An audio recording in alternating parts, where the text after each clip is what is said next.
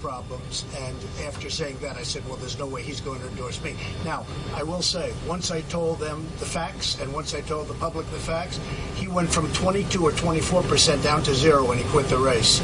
So obviously, I would have loved to have gotten his support, but I didn't expect it, and I don't think it'll mean anything. Now, he's the guy that you gave money to. You helped get him reelected. Not only did I help him, he came up to my office a year ago or so, prior to, obviously, his run, which didn't work out so well for him. He came up to my office, and he gave me a plaque, a beautiful plaque, which at some point I think I'll bring over to Wisconsin.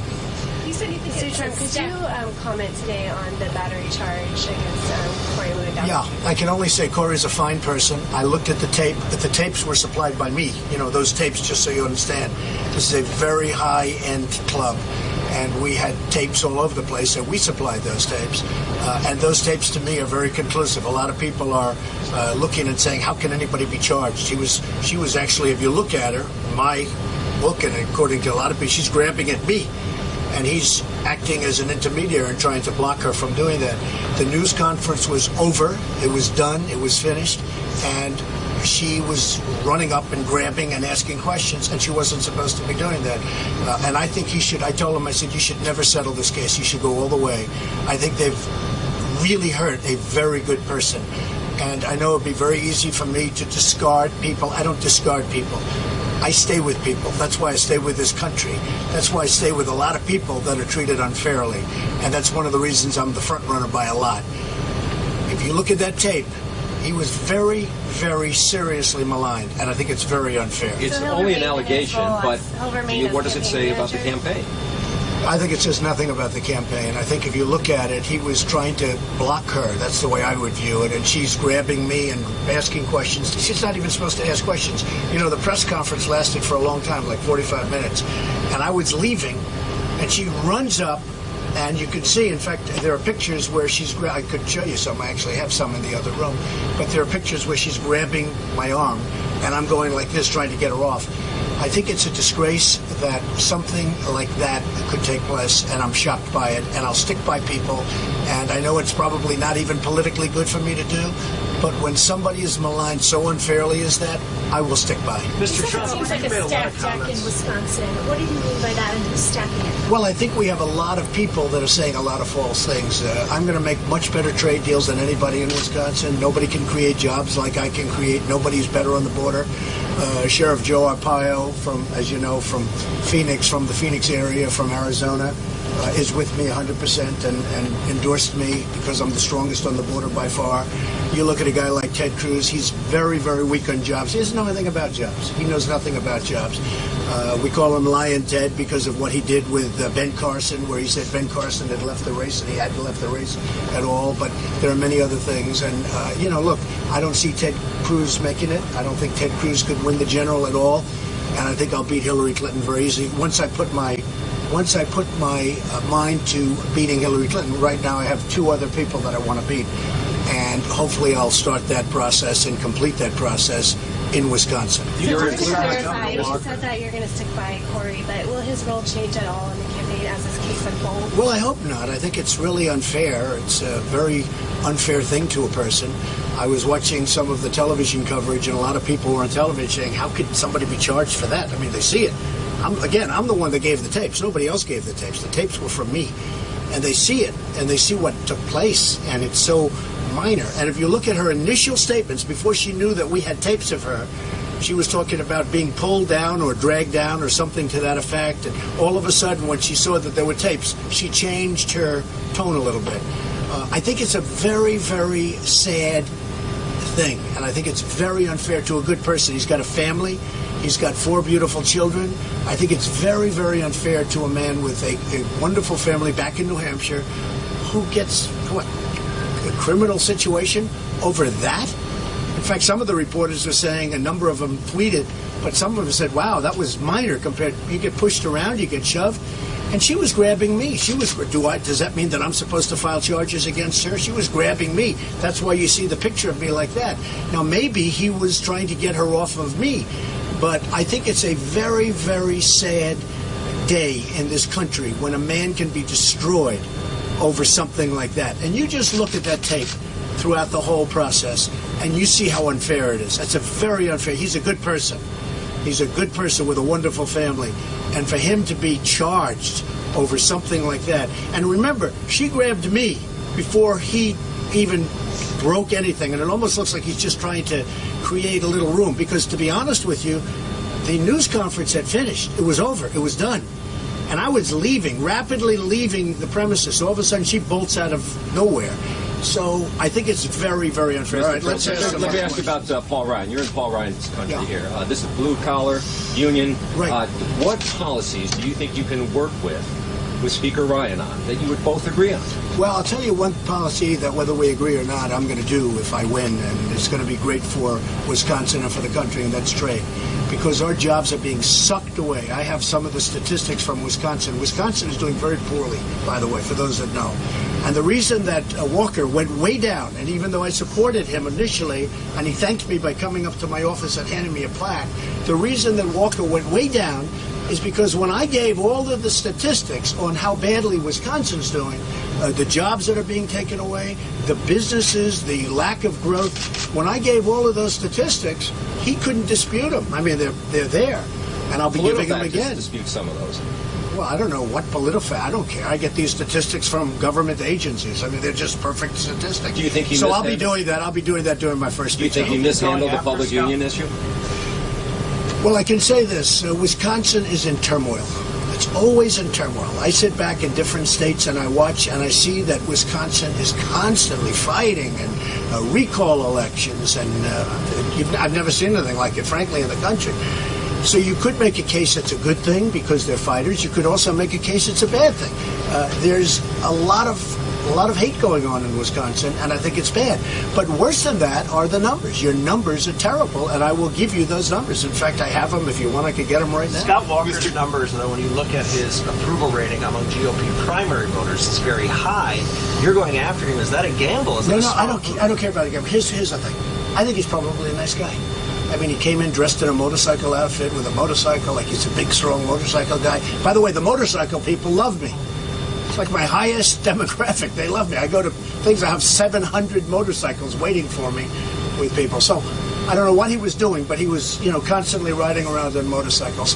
If the people like him, that's fine. I think he's a nice person. I don't care about whether he's nice or not. You look at the statistics on what's happening with jobs and many other factors in Wisconsin. You look at your $2.2 billion deficit.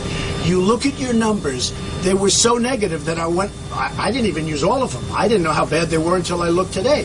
So he's now fair game. I would have never said this, but he's now fair game because he endorsed Cruz, who's never going to win, by the way. He's too strident. Cruz has no chance of winning in the general election. Zero. But and I don't think he has a chance of getting the nomination, frankly. And he's way behind. He's won 6 states or 7 states. I've won, I think, 21 or 22 already. I say this. It's only results oriented. I look at what's going on in Wisconsin. I have so many friends in Wisconsin. It's a great place. I think I'm going to do really well in Wisconsin, I hope. I'm going to be here for a long period of time until Tuesday evening, until the election evening, maybe stay overnight then. If I win, I'll stay overnight. If I don't win, I may get out of there a little bit quicker, right? But I think I have a very good chance of winning Wisconsin. I will say this. When I reveal today, which I'm going to do with my speech, how bad the numbers are in Wisconsin, how jobs have been taken away by foreign countries, it's unbelievable. And I had no idea. Even when I beat him, and don't forget, I was the one that beat Scott Walker in the primaries. It was nobody else. That's why when he left, he said, we have to stop Donald Trump. We have to stop Donald Trump. Because I went after him. And all I did, I wasn't bad to him. I just told the numbers of how poorly Wisconsin is doing. And he left the race very early. He gave up. He quit very, very early, earlier than most. Jeb stayed around and others stayed around, but he really left very early. And frankly, I don't even know why he left that early, but his poll numbers went way down. They went from being like the leader of the pack into almost the back of the pack. The reason I was able to do that so easily is because his numbers are horrible in Wisconsin. I'll be revealing those numbers, and they're numbers you probably have, but you don't report them. Because a lot of people think he does a good job as governor, and he's a nice person. I don't mind. I'm just going to reveal the numbers, and you see for yourself. Look at what's happened to the jobs. Look at what's happened to your growth. Look at what's happened to trade, how horrible trade has been for Wisconsin, how devastating it's been for Wisconsin. And you're in the middle of the pack. So we'll be talking about it at the speech. Mr. Trump, you got kicked around on talk radio, on Wisconsin conservative talk radio. You got kicked around yesterday on that. There were headlines saying, Not kicked you know, around. well, Sykes, you know, destroys... I don't know anything about Sykes. Look, I think I did very well with Well, Sykes. did you not know that you know, talk radio in I heard Wisconsin I is heard leading they the were charge against for me. the Never Trump No, I movement? heard they were against me. I understand that. You know, they're for the establishment and they're for guys that are running. The problem with this country is we have the establishment out there, including those people. Now, you take a look at Rush Limbaugh, and he likes Trump. And you take a look at a lot of the other ones, Michael Savage, many of the other ones, they really like Trump a lot. This particular group, I was told they're not going to be very nice, and frankly, they were fine. It was, you know, if you listen to that debate, you would say Trump won on the merits. Because Wisconsin is not doing well. It's not doing well. Now, people can say, oh, that's insulting. It's not insulting. It can do well, but we have to change trade policies because we are getting ripped off in the whole country by trade, by jobs, by other countries. What's your response to Trump? You said How would your policies? A lot of what? A lot of hate in Wisconsin. How would your policies not increase that hate? Well, I think it's going to increase jobs. It's going to increase incomes. It's going to increase profits. It's going to increase a lot of things, and it won't be. But there's a lot of hate in Wisconsin. I mean, I've looked at those rallies. I looked at those, you know, that tremendous, you know, that interaction between groups of people. And I said, wow, is this in the United States? That was tough. And I give Walker in one way I give him credit because he was willing to withstand it. In another way, I don't give him credit because, you know, you'd like to be able to bring people together a lot better than that. But when I looked at his numbers and how bad Wisconsin is doing, that's why there's such hatred. All you have to do is look at the numbers. When you look at the numbers on how poorly Wisconsin is doing in jobs and trade and so many other things, the farming, how they're getting killed, then you understand why there's such hatred and such fighting in Wisconsin. I talked to Women, you said that there's no one who's a bigger supporter of women. Nobody. So this Nobody is a incident- bigger supporter of women than Donald Trump. This incident with Michelle Fields, though, are you worried that will undermine that? I don't think statement? so. Especially because Democrats, You know, some Republicans are yeah, I already know. jumping It's on very it. interesting. I know Piers Morgan and many people, they saw that tape and they said, you got to be kidding. You got to be kidding. Again, the tape was given by me because my places are very successful and I have cameras all over the ceiling. That tape was given by me. So maybe it was political, maybe it was something, but when you look at that tape, I guarantee you were pushed around more getting onto this plane right now than she was pushed around. You take a look at this. Look at you folks back here with the cameras on this small space. You got pushed around more than she got pushed around. I just can't stand by and watch a man's life be destroyed. And take a look at her original statement. Just look at her original statement before she knew that Donald Trump is rich and has cameras all over the ceiling so that we can protect people from the standpoint of security, fire, etc., etc. Take a look at her original statement, the first words out of her mouth about her going down and, pulled down or something to that effect. She was pulled down. She didn't pull down. It doesn't even change her expression. I mean, I looked at the tape. And by the way, if he was that way, I would have fired him in 2 seconds. I wouldn't care. I couldn't have cared less. But I looked at the tape. There's not even a change of expression on her face. And then I looked at internet, and you take a look at the tweets, and people are saying, you got to be kidding me. So you don't Let think me your ask you about campaign's Wisconsin. initial- Let me you ask don't you about think your campaign's Wisconsin, Mr. initial Trump. response to all this should have been I different? think it's something that's disgraceful. I think that you as a reporter and all of you as a reporter probably get treated a lot rougher than that on a daily basis. I have never seen anything like it. I cannot imagine how they did it. He's got a very good lawyer. They will fight it. I told him he should never settle that case. And I know that is not to my benefit. But I think when people see that tape and they take a look at that tape and they take a look at her initial statement before she knew she was on tape, take a look at that. You have to see it. You take a look at her initial statement. It sounded like she got thrown out of a building. You take a look at that and then, excuse me? She did get bruises on her arm. I don't know if there were bruises from that. Why? Who said there were bruises from that? How do you know those bruises weren't there before? That's what the police... I don't know what the police said. How do you know those bruises weren't there before? I'm not a lawyer, but she said she had a bruise on her arm. I mean, to me, if you're going to get squeezed, wouldn't you think that she would have yelled out a scream or something if she has bruises on her arm? Take a look at her. Mr. Trump, let me ask you about- Take a look at her facial expression. Her facial expression doesn't even change. So, you say bruises are up. How did they get there? Who put them there? I don't know that he put them there. In any event, I'm sticking up for a person because I'm not going to let a person's life be destroyed over somebody that we have on tape. And you just take a look at what people are saying when they see that incident on tape. Let me ask- And no jury, in my opinion, no jury would convict a man and destroy a man's life over what you Let me witnessed. ask you How about are you trying to Wisconsin. appeal to the Latino vote? I wanted to ask you about that. I think I'm doing great with the Hispanics. And the Hispanics are great people. I have thousands that work for me, tens of thousands over the years. Just at Doral, I own Doral in Miami, and just at Doral alone, I have probably 800-900 Hispanics working for me. I have many, many Hispanics. They're phenomenal people. I just say that in the case of Mexico, we're being treated very badly. We have a trade deficit of $58 billion, and they're treating us very badly. They could stop the drugs from coming in if they wanted. Mexico could stop the drugs from coming into our country. I won New Hampshire, the state of New Hampshire. And I said to those people, because they told me the number one problem they have is heroin pouring in from the southern border. I said, if I get elected, I'm going to stop it. I won in a landslide in New Hampshire. You saw that. When you look at beautiful New Hampshire and you say their number one problem is heroin, well, you have a huge drug problem in Wisconsin. Everybody does. And it's pouring in through the border. I'm the only one that's going to stop it. Politicians, all talk, no action guys like Cruz. He's all talk. These are not people that are going to stop it, believe me. All he can do is talk. And frankly, in my opinion, he doesn't talk very well. Mr. Trump. And he's under Sorry. great pressure because he's losing badly, and he doesn't react well under pressure. I've seen that. And all you have to do is take a look at the debates. Every one of the debates, the polls said I won every single debate. And he's a politician. All he does is debate. Bruce the challenge due to a debate instead of the town hall. We've had 11 debates. According to the polls, I've won every single debate. I don't think we can be asked any more questions that we haven't been. Same questions, same people. Everybody knows. They know what they're getting. With me, we're going to get great trade deals. We're going to have a strong military. We're going to take care of our vets. We're going to get rid of Obamacare. We're going to have a great country again. So you're saying no more debates, With town any of halls? these politicians, and remember this, very importantly, I'm self-funding my campaign. I'm putting up my own money. These guys, Cruz and what do we have left now? Kasich, right? They're getting their money from special interest groups. They're getting money from lobbyists. Those lobbyists have total control over these people. What's good for the country, they often won't do because their special interest group doesn't want them to do it. With me, I'm only here. Look, I don't know. I think I'm going to win. I'm doing very well. But if I don't, a lot of people said, why do you even do this? Why do you do this? You have a great life. You have a great family. You have a lot of money. You've built one of the greatest companies in America. My company's phenomenal. And I built one of the greatest companies in America.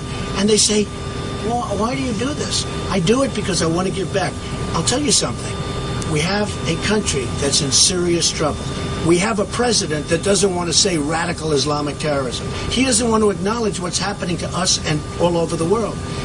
I do it because I want to give back, because I think I can give back something that nobody else can. And the beauty is that I'm funding my own campaign. So Johnson & Johnson and all of these big pharmaceutical companies and all of these big oil and gas companies like Support Cruz and all of these big companies have nothing to do with me. I don't need to do anything for them because they gave me nothing. I didn't take any of their money. Mr. Trump, let me ask you. I talked to the first Wisconsin female lieutenant governor, Margaret Farrell. She's not a feminist, but she said she used to teach 6th and 7th grade. And she said if some of her students said some of the things you say about men and women, they would be in a lot of trouble. I became a politician 8 months ago. During my life, I've had a lot of fun. I've had a lot of victories, mostly victories, almost all victories, but I've had a lot of victories. I've had a lot of fun. I go do shows like Howard Stern, who's actually a much different guy in person than he is on the air, and I do lots of things and never thinking I was going to be a politician. And believe me, if you got a guy like Cruz talking to his friends or his buddies at the table, if you got a guy like Kasich talking, they act like, oh, they're so innocent, they're wonderful people. If you got a Kasich talking to his friends and his buddies at the table or on the golf course, because he says that's what he does, he watches golf all the time on television, which is wonderful. Let's see what they said, okay? Let's see what they said. Is it presidential? And I did say nothing's presidential except victory. Victory is presidential. And I did say about Rosie O'Donnell, and I did say about Megyn Kelly, because she doesn't treat me right. I'm on her show all the time, and she doesn't treat me right. She shouldn't put me on the show all the time. And if she didn't put me on this show, her ratings would drop like a rock. and she's only successful. Frankly, I think she's successful mostly because she follows Bill O'Reilly, but that's beside the point. So I say things about certain people, and I'm open about it. But I will say this, you go behind the scenes and you see what Ted Cruz, I don't know if anybody saw the video that he made of him and his family praying, where they were doing retakes, takes all over, and it lasted for hours. Why don't you go study that video and you tell me whether or not he's real? You tell me whether or not Ted Cruz is real. Go get the video that they made that was released, and I think you know the video I'm talking about. You get the video where they were making commercials and using his family in a not very nice way, and you play that video for the people of Wisconsin, and you tell me whether or not Ted Cruz was real. Because I'll tell you what, he's not real, and I know people. I've made billions of dollars because I understand people. Immigration Start saying policies, that- a lot of people here in the state are scared about because we have a huge dairy farming industry. That industry relies on immigrant labor to be successful. They're telling me if you round up all of the immigrants and deport them, the agricultural economy in the state is going to go bust. When you need help, the people are going to be able to come in. When you But can't what if you get tell people, they're going to come in, but they're going to come in through a legal method. When you need help, we have the same thing up in the wine country in California. And when they need help, those people are going to come in, they're going to show they can't get them, and they're going to have them. And they're going to come in legally. It's going to be a wonderful system. They're going to come in legally. But we have people coming in all over. Right now we have 179,000 illegal criminal immigrants. Okay, these are criminals. These are people convicted of crimes, and they're all over the United States. And we're having, whether it's Kate in San Francisco or Jamil in California, we're having killings, murders. We're having things. The 65-year-old veteran, female veteran, who was raped, sodomized, and killed by an illegal immigrant. We're having killings all over this country, and now on top of it, we're starting to take over people from Syria. And we don't know if they're ISIS related. We don't know who they are, where they are. There's no documentation. And Trump is going to stop it. Now, maybe people think my stance is tough. I said we have to have a temporary ban on Muslims. And now people are sort of saying, wow, that's not a bad idea. When I first said it, everybody said, no way. When I talked about Brussels a few months ago is a hellhole, I said Brussels is a hellhole. The New York Times did a big, major story on me saying what a horrible thing to say about Brussels. And then you see what happened a couple of days ago. And now everybody's saying Trump was right. I was right about a lot of things. I was right about taking the oil. I was right about Osama bin Laden because I talked about him before he blew up the World Trade Center. I was right about a lot of things. And I think I have a lot better handle on this. And by the way, I'm right about NATO. We have NATO, and we're giving countries a free ride. We are really, NATO is obsolete, it's old, it's fat, it's sloppy, and we are giving, and it doesn't talk about terrorism, and we're giving countries a free ride. We are taking countries, and we are paying a totally disproportionate share. We owe $19 trillion. It's going to be soon $21 trillion because of that horrible budget that was just passed, the omnibus budget. And I want to tell you, what we have with NATO is a disgrace. And we could also go into the United Nations. That'll be next. Paul Ryan doesn't agree about banning Muslims. I don't care if he does or not. I mean, if he doesn't, he doesn't. I'm saying I think until we find out what's going on, we have to do. Look, the man, this wise guy, horrible human being that was caught last week, he was living with all of his friends. He was staying a few doors down from where he grew up. They all knew he was there. Everybody admits they all knew he was there. They never turned him in. Why didn't they turn him in? They should have turned him in. Instead, the cops found him by luck and go in shooting. Now, why didn't they turn him in? Why didn't the people in San Bernardino who killed 14 people in California, why didn't their neighbors say that there were bombs all over their apartment? There were bombs all over that apartment. Their neighbors saw the bombs. Why didn't they say, hey, wait a minute, these people are up to really bad things. There happen to be many bombs all over the floor of the apartment. That's not a normal situation. Why didn't they turn them in? We got a really big problem with radical Islamic terrorism, and until our country realizes it, and until our president is willing to talk about it, but he's gone now. He's out of it. I don't think he knows what he's doing. I mean, our president is grossly incompetent, and I don't think he has any clue what he's doing. But until he's willing to mention the name of the problem, you can just, I mean, we're going to have, and this is a problem that is getting bigger and bigger and worse, and mark my words, it's going to get a lot worse before it gets better. Unless I'm elected president, I will stop the problem. Okay, we got to go. Whoops.